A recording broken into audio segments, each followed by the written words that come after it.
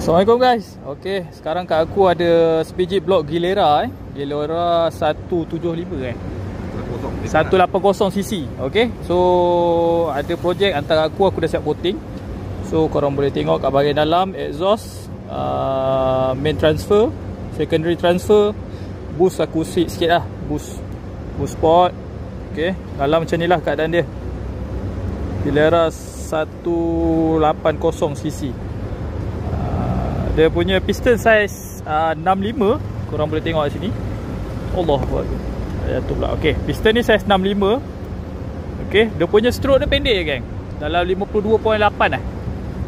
Aku tak ingat lah, tapi dalam 52 lah, 52 mm dia punya stroke dia. Tapi piston dia besar, 65.5. Okey. So ni piston dia. Jadi alhamdulillah dah pun siap. Okey. Duration 203 degree lah. Okay. Apa-apa nanti owner lancar top speed. Alright. Ni barang mahal geng. Ini Europe punya barang ni, motor Europe. Okay. So inilah keadaan dia. So exhaust. Okay. Korang yang minat nak potting boleh roger lah. Okay, mantap.